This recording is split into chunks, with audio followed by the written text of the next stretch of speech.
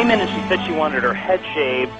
The hairdresser refused, so she literally grabbed the hair clipper and started doing it herself. Bradley, did she say why? I mean, did she Yes. offer any information? They asked why she wanted to shave her head, and she said, I don't want anyone touching me. I'm tired of everybody touching me.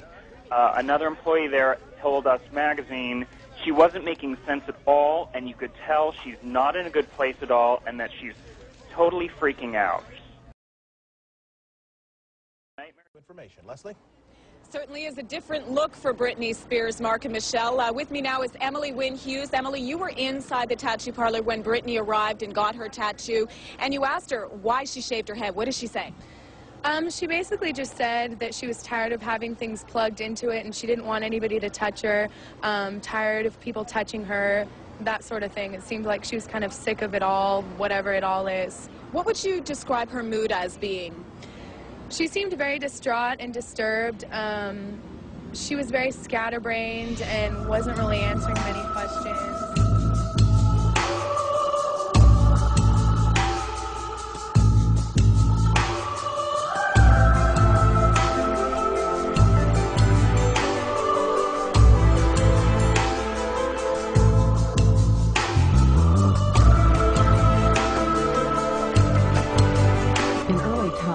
Evil spirits were thought to possess people and make them act in strange and frightening ways. By the 1800s, the study of this hysteria led some doctors to believe one person could have separately functioning personalities.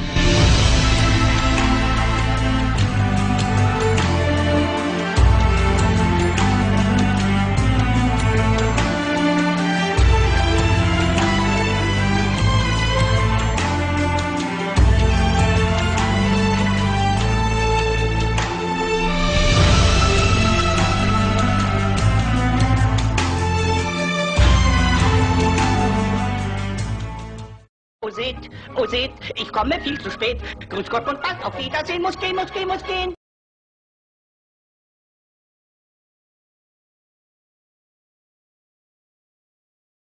Actually, being here where it's not done at all, it's I have this sort of white rabbit with a ticking clock where I need to kind of be doing an imaginary friend that sometimes. I don't know, let me see if I close my eyes and check it out.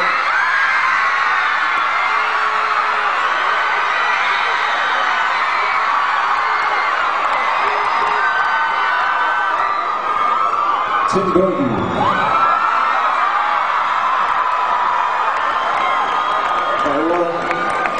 Johnny's probably one of the only people who can't really enjoy 3D, can you really? You can't see 3D. You'll have to take our word for it. So, all right, well, sorry.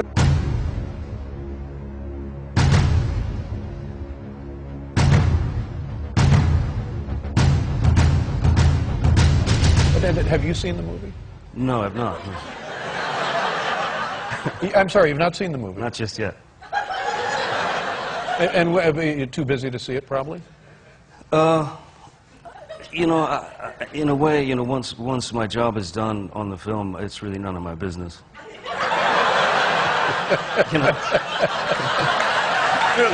Really, none of your business. Yeah.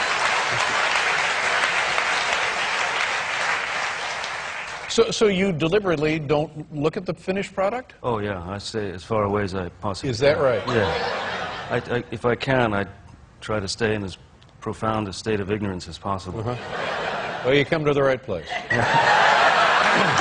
You're exactly where you need to be. That's interesting. And is it, and forgive me, is it a little insecurity? Just, I don't like, I don't like watching myself. Yeah. I prefer the experience. I mean, making the film is great. Right. The process is all fine. But then he's up there. Then he's up there. Then he's up there. Right. Dr. Green had electrodes on my body, including my head. He used what looked like an overhead projector and repeatedly said he was burning different images into my brain while a red light flashed aimed at my forehead.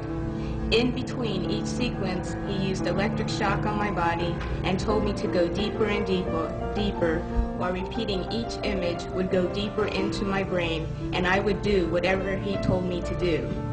I felt drugged because he had given me a shot before he started the procedure. When it was over, he gave me another shot. The next thing I remember, I was with my grandparents again in Tucson, Arizona. I was 4 years old. You can see from this experiment that Dr. Green used trauma, drugs, post-hypnotic suggestion, and more trauma in an effort to gain total control of my mind.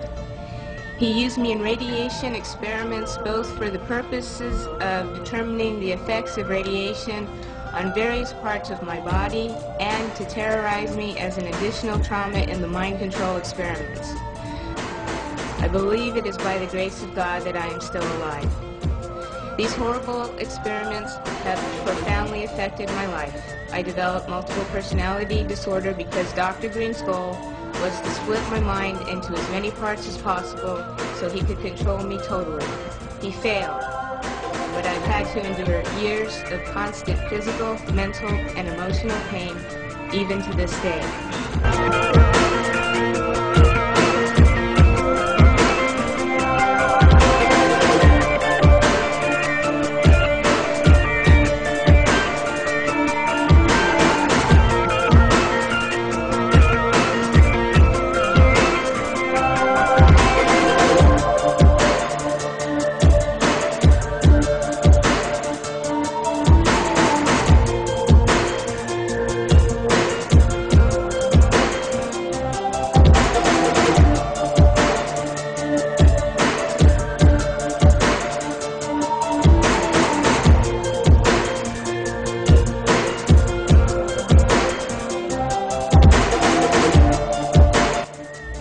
Here you see Bill Clinton.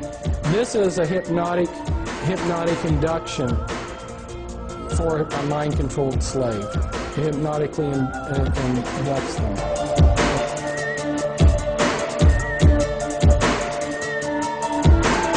In covertly recorded off-air transmissions from the Bush-Clinton presidential election campaign in the 1990s, we can see that Bill Clinton was nothing more than a puppet to the puppet masters which placed him in the White House. Bill Clinton's demeanor seems to be similar to a person who is under a hypnotic trance. Dear, I have to admit there is something sexy about his dangerous ways. Hold on a minute, that's Britney's voice, in my mind. If I can hear her voice in my mind... Britney! This is the voice of your mind! Go to Russell's hotel room and abandon yourself! Give yourself to him, Britney! Sleep with Russell! Sleep with him, damn you!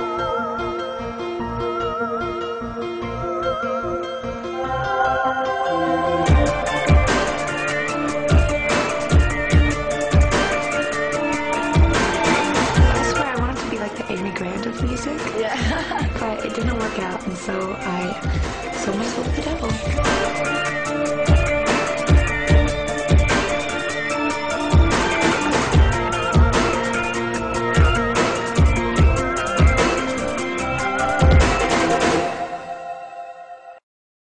Something big is coming.